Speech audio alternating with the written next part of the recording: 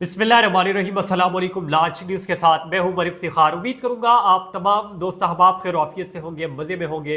आज बगैर किसी तमहीद के साथ शुरुआत मौलाना फजल रहमान साहब के साथ करते हैं। और मौलाना फजल रहमान साहब ने लाहौर में आज मीडिया टॉक की है और मीडिया टॉक में उन्होंने बड़े खौफनाक इंकशाफात किए हैं। उसमें बताया है कि जितने भी इंतखाबात हुए हैं इंतखाबात धांधली ज़दा है और उन्होंने इंतखाबात के नताइज को मानने से इनकार कर दिया। इसके साथ साथ उन्होंने ये कहा कि मैं ऐसे इंतखाबात तस्लीम नहीं करता हूँ। और मुस्लिम लीग नून और इसके साथ साथ पीपल्स पार्टी को भी उन्होंने बड़ी खरी खरी सुनाई। साथ ये कहा कि अगर मुस्लिम लीग नून और पीपल्स पार्टी ये कहती है कि 2018 में धांधली हुई थी तो वो आज भी माने कि आज भी धांधली हुई है। आप लोग भी कमेंट सेक्शन में बताएं कि 2018 में धांधली हुई थी या अब धांधली हुई है, और अगर हुई थी तो ज़्यादा कौन से साल में हुई थी, कौन से 5 साल में ज़्यादा हुई थी। इसके साथ साथ मौलाना फजल रहमान साहब कहते हैं कि 1981 से 1986 तक मैं आइन का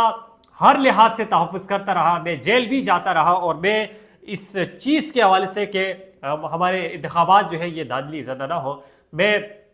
बड़ी कोशिशें जो है वो करता रहा। साथ साथ उन्होंने ये कहा कि हम इस तरह के नताइज भी नहीं मानेंगे और हम इसके खिलाफ स्ट्रगल करेंगे और हम लोग मैदानों में आएंगे, हम लोग सड़कों पे आएंगे और हम लोग असम्बलियों में नहीं बैठेंगे। इससे पहले भी उन्होंने कहा था कि ये असम्बलियाँ अब इज़्ज़त वाली असम्बलियाँ नहीं रही है, इसका वकार कुछ भी नहीं रहा है और यहाँ पर जो इज़्ज़त थी, वकार थी, वो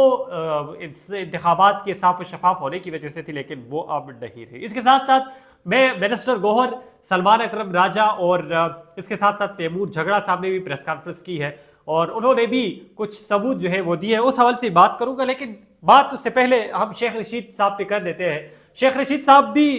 उनका नाम ECL में डाल दिया गया था और आज अदालत ने पूछा हुकूमती इदारों से कि बताएं आपने शेख रशीद का नाम ECL में क्यों डाला। तो इसमें जवाब में दिया कि शेख रशीद साहब को नेब की तरफ से एक लेटर जो है वो आया था और हमें भी ये लेटर जो है वो पहुंचा था और साथ ये कहा गया था कि 190 मिलियन पाउंड वाले केस में शेख रशीद जो है उनसे तफ्शीश जो है वो करनी है, जिसके बदले में अदालत ने पूछा कि क्या शेख रशीद है उन पर फर्द जुर्म आयद हुई है, तो जवाब दिया कि नहीं हुई। तो इस पर फिर अदालत ने कहा कि आप लोगों को ऐसा नहीं करना चाहिए था और शेख रशीद का नाम ECL से निकाल दे, जिस पे ये हुक्म जो है वो अदालत की तरफ से दे दिया गया था। बड़ा अच्छा हुक्म ये है और बगैर किसी वजह के सियासतदानों को तंग नहीं करना चाहिए, बल्कि ये नस्री कहीं और रखनी चाहिए ताकि मुल्क जो है ये ठीक हो। इसके साथ साथ मैं अगर आप लोगों को बताऊं कि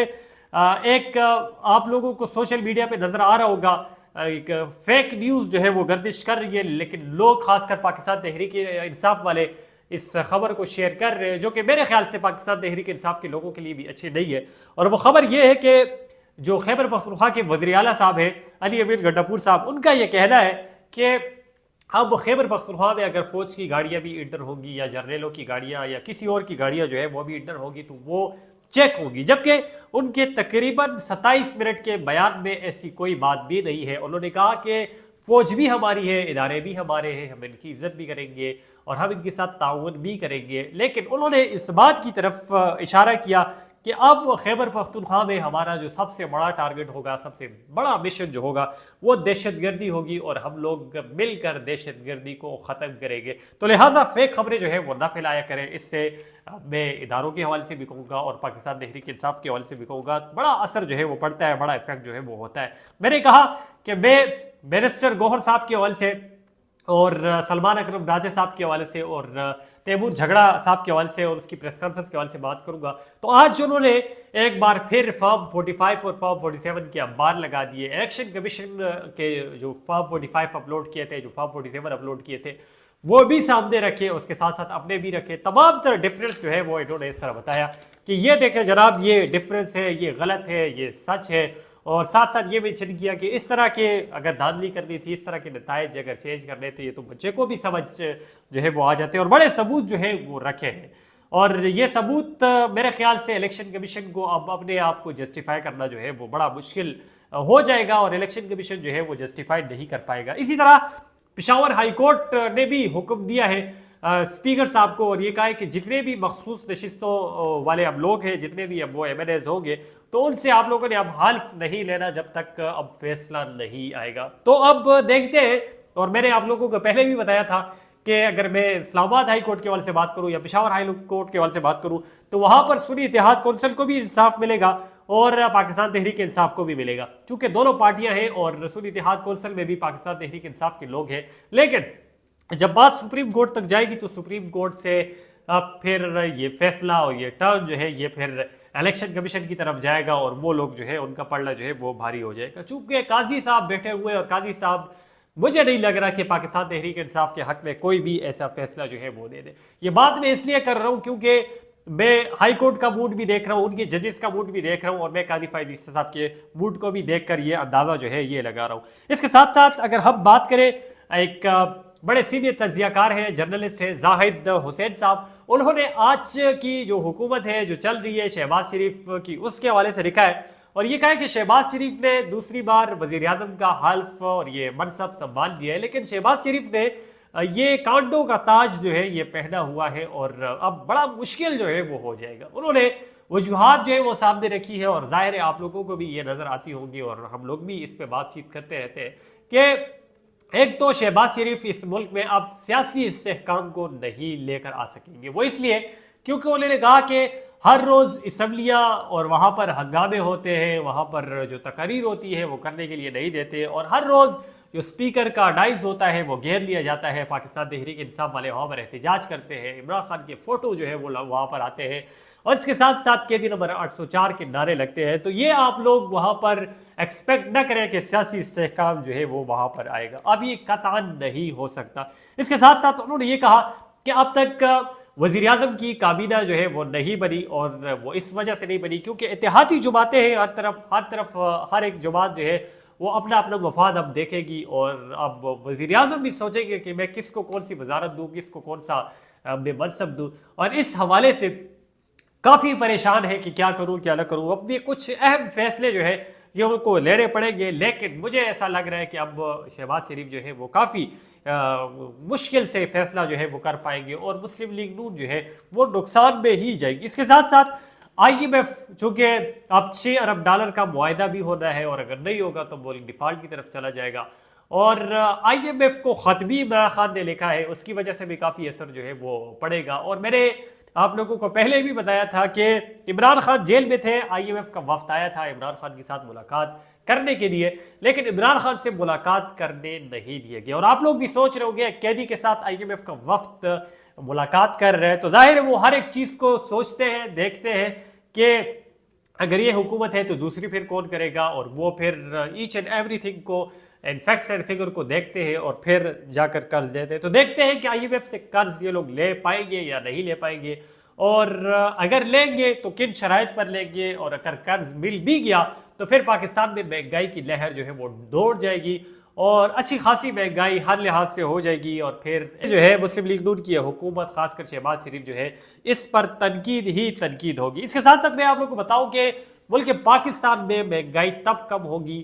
معاشی استحکام تب آئے گا جب ملک میں سیاسی استحکام آئے گا، اور سیاسی استحکام تب ہی آ سکتا ہے جب اسمبلیاں جو ہے یہ بڑے اچھے طریقے کے ساتھ چلے۔ اسمبلیاں جو ہے اس میں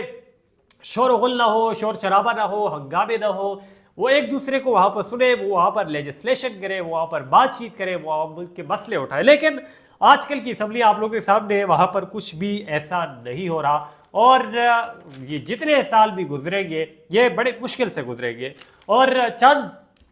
صحافیوں کا تو یہ بھی کہنا تھا، چونکہ وہ بہت کلوزلی اس کو آبزرو کرتے ہوئے یہ کہتے ہیں کہ 2024 کے اینڈ میں یا 2025 میں دوبارہ الیکشن ہوں گے، اور یہ حکومت جو ہے یہ نہیں چل پائے گی۔ آپ لوگ کمنٹ سیکشن میں بتائیں آیا یہ حکومت چل پائے گی، آیا 2025 میں الیکشن ہو پائیں گے یا نہیں ہو پائے گی۔ اس کے ساتھ ساتھ میں شہریار افریدی کے حوالے سے بات کروں کہ شہریار افریدی صاحب جو ہے انہوں نے بھی عمران خان کے ساتھ ملاقات کی ہے، اور جیسے ہی وہ باہر آئے اور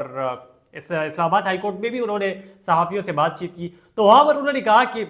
بڑی خواہش تھی کہ میں عمران خان کے ساتھ ملوں، ان کا ہاتھ چوموں، ان کا ماتھا چوموں، لیکن بدقسمتی کے ساتھ اتنا قریب ہو کر بھی میں عمران خان کے ساتھ نہ مل سکا،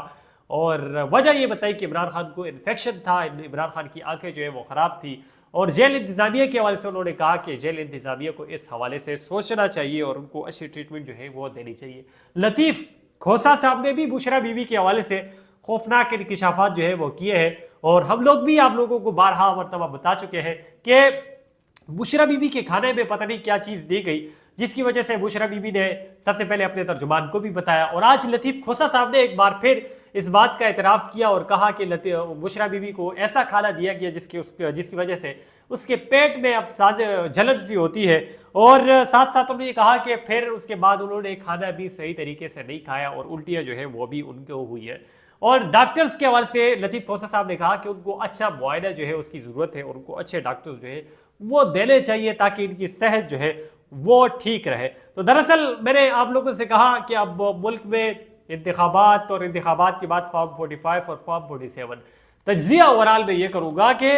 اب یہ جتنے سال بھی حکومت چلی، خواہ وہ 3 سال چلی، خواہ وہ 5 سال چلی یا 7 سال چلی، کتنے بھی چلے گی، خیر 7 سال تو نہیں چل سکتی ہے، یہ تو ملک کی تاریخ نہیں ہے، لیکن میں ویسے کہہ رہا ہوں بات اب فارم 45 اور فارم 47 تک کی جائے گی۔ اگر عمران خان باہر آیا، جو کہ لگ ایسے رہے کہ گراؤنڈ بن رہا ہے 45 دنوں میں باہر آئیں گے، تو پھر یہ حکومت گئی، پھر یہ حکومت جو ہے وہ وڑ گئی، اور یہ فارم 45 اور فارم 47 تک ہی معاملہ چلے گے، اور اس پر ہی یہ سیاست جو ہے وہ ہوگی۔ اس کے ساتھ ساتھ اگر میں مولانا فضل الرحمان صاحب کی بات کروں تو کے پی کے میں تو ان کو اچھا خاصا خوش کر دیے مولانا فضل الرحمان صاحب کو، جبکہ پنجاب کے حوالے سے میرے خیال سے اب مولانا صاحب جو ہے وہ اختلاف رکھتے ہوں گے، اور سندھ کے حوالے سے کہ وہاں پر ان کو حکومتیں جو ہے وہ نہیں دی گئی۔ تو اوورآل آپ لوگ بھی کمنٹ سیکشن کریں کہ ملک کی پاکستان کی جو کرنٹ سچویشن چل رہی ہے اچھی ہے نہیں ہے، اور کون سی پارٹی جو ہے یہ حق میں، اور مزید جو بھی لیٹسٹ اپڈیٹ ہوگی میں آپ لوگوں کے ساتھ رکھوں گا، اور اپنا ڈھیر سارا خیال رکھیے گا۔ تھینک یو، السلام۔